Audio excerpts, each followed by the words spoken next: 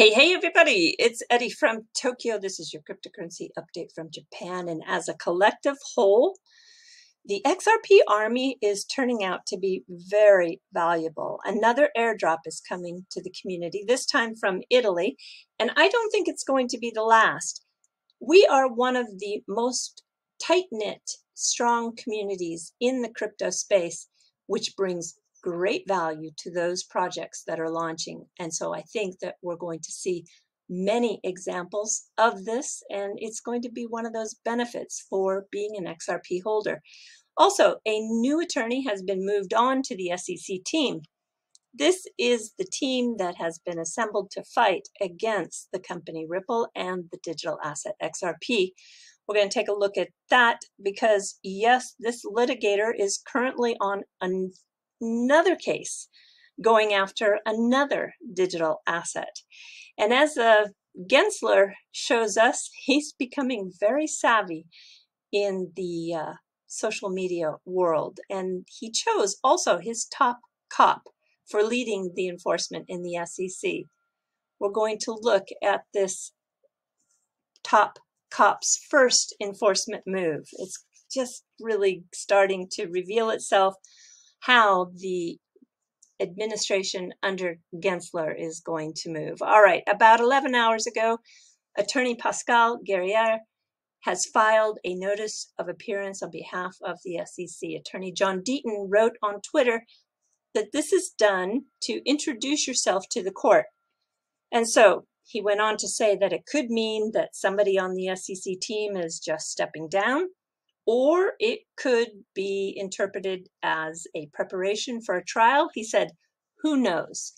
But what I will say is that she is eligible to practice law in Florida. And when I double checked with her bar number, 22590 in Florida, it is also the same trial attorney who is registered in New York and has been registered since 2001. She graduated from the Boston College of Law.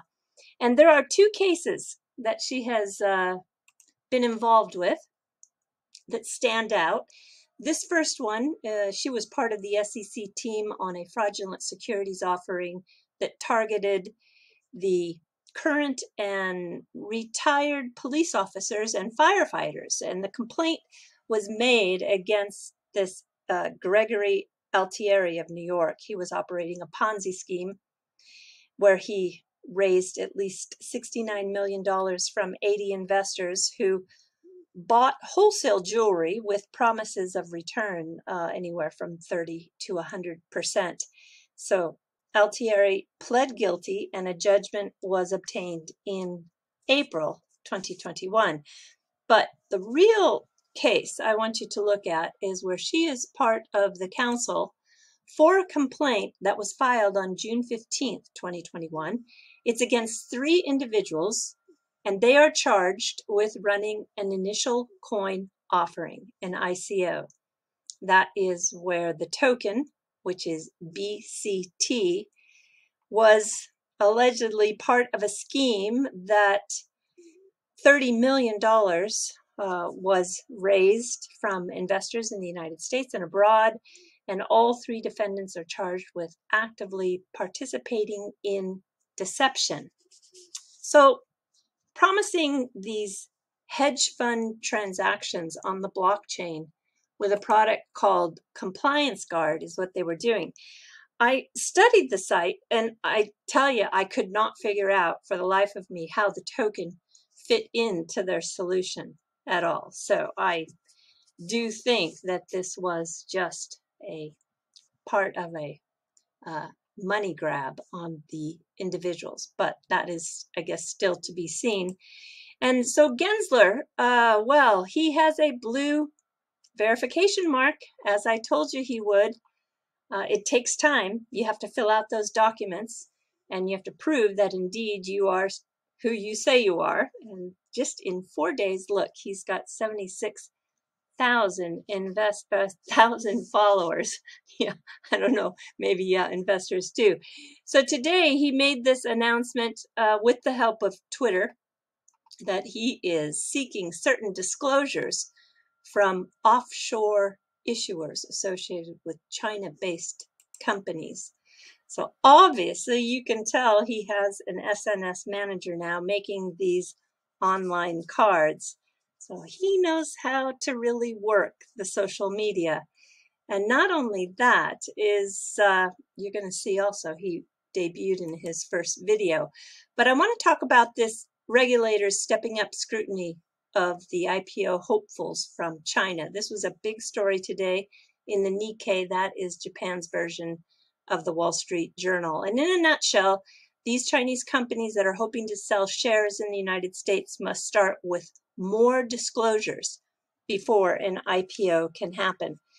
And this had an effect on companies headquartered in China. One in particular was the ride-sharing app DD Global. And now Wall Street Journal is saying that they are going to be delisted, but they deny that. But there's also rumors that they might take the company back private. Their stock sank 20%. So I think this is going to have a wide-reaching effect on those companies that are registered in the mainland. Also, too, speaking of IPOs, the trading app Robinhood had a very lackluster debut. It raised $2 billion, but it fell 12% out of the gate. What's interesting here is that the employees were not locked up to sell their shares. Usually, employees are locked up for at least 6 months and up to a 2-year period, but the employees of Robinhood could sell 15% of their shares immediately, and they'll be able to do so again in 3 months by that 15% mark again.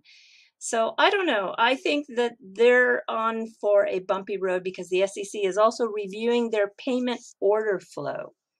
Wall Street enforcement is getting tougher, and the top cop went to work. This is the former New Jersey Attorney General Guber Grewal. He started on Monday, the 26th, and he is officially the Director of Enforcement. So he's going to lead the team, and his first target is Nikola. This is the hydrogen-powered truck. I think you might have seen it because when it did come out for the first time, there was a lot of media coverage. Well, the CEO is accused of lying to investors, and for one instance, in filming the truck, it appeared to be driving, but it was revealed that it was actually towed to the top of a hill and rolled down. Yikes.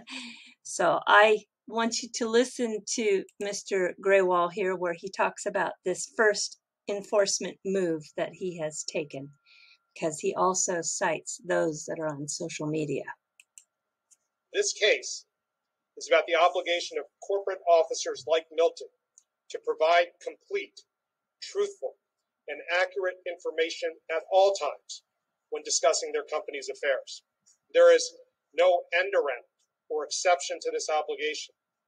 It applies to all public companies, even those that have only recently entered the public markets, including through SPAC transactions.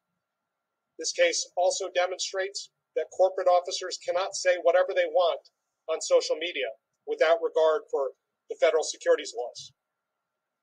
We will hold all those who make materially false and misleading statements accountable, regardless of the communication channels they choose to use. Well, there you go. Cannot say whatever they want on social media. And here is Gary Gensler. He debuted in his first YouTube video on the U.S. Securities and Exchange Commission website. I'm not going to play the whole thing, but I will just let you hear the introduction that he gives here. Hi, this is Gary Gensler, and welcome to Office Hours.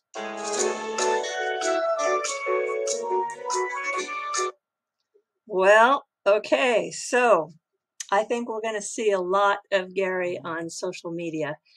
Now I want to get to the part with the new NFT based on real artwork. And it is an NFT that's built and running on the XRP ledger. This is going to be the first token, and it's the first in the NFT industry to run on the XRPL, so they say. It's called Elysian, And after Flare and Songbird, another airdrop is coming for the XRP Army. I want to thank Martin Volk for giving me a heads up on this. It's very interesting. Yeah, it says stay tuned. And when you go to the website here, you can see that you can build your own portfolio of selected masterpieces, and the NFTs will be the first done with real masterpieces. Interesting. This will be an NFT marketplace supporting cultural awareness for fractional custody, a platform that provides earning opportunities to the secondary market for those transactions. And they list two different phone numbers, one in Milan and one in Rome. So looks like the XRP Army is going to receive an NFT airdrop. And wow, what can I say? I can say that, again, collectively, as a whole, the XRP Army is extremely valuable. And we are probably going to benefit from that with a lot of future launches from different companies who are building in this space and building on the XRP ledger. How cool is that? Tony, check it out. He's got Congressman Tom Emmer confirmed, and Luca CEO Robert Materazzi. But check it out here, Ripple's co-founder Arthur Brito in progress. Do you really think Tony can do it? I am so interested in this one. Tony, wow, I really hope it comes true. And jumping to the fluff, this is really a fun story. It's Anastasia Buxus. She is a two-time Olympian from Canada. She was a speed skater, and she's now really working hard as a sports analyst. She's here in Tokyo. And what went viral is that she bought and found out she loves these rice balls, even though they are triangular in shape. They're called onigiri. And she's opening one for the first time. There is a little bit of a technique, but her opening and her trying it, it just went viral on all of the media, including terrestrial television here. Have a look at her attempt. And she does really good. Here it is. Okay, these are my favorite things in Japan.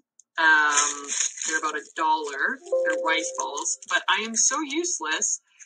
Okay, someone please tell me what I'm doing wrong. Pull, and then pull. Do I eat it like just like this, or do I open it up? Open it up. Now, I'm a hot mess. Please help. Okay, these are my favorite. She does another one later where she really gets the technique down. Once you learn how to do it, it's so easy. But they are super yummy. And yeah, if you go, she bought this one at 7-Eleven. There are, I don't know how many, 20 different kinds on any given day in any given convenience store. And yeah, they're only around a buck, a US dollar. They are super, super yummy. Everything from spicy tuna to everything. Crab, uni, natto, which is a fermented bean. Super yummy. They're all yummy. All of them are yummy. So you could just pick one, and I'm sure you would love it. So I hope that you can try that. And also too, Pokemon, they hit 1 million people as followers on their social media. So they're going to give away this bicycle, and all you need to do is just follow them with the hashtag and retweet, and they're going to choose one person on August 3rd, as it'll be a randomly selected person, and it's just fantastic, isn't it? This is the same bicycle that shows up in their game. I think it's just too cool. I want to show you the detail on the tire with the Pokemon balls here. It's great. Very creative, very fun. All right, everybody. Yes, do take care. And you know what? Don't ever forget what community you're in. I think we're going to have a lot of wonderful drops in the future. Do take care. Sayonara for now. Bye-bye.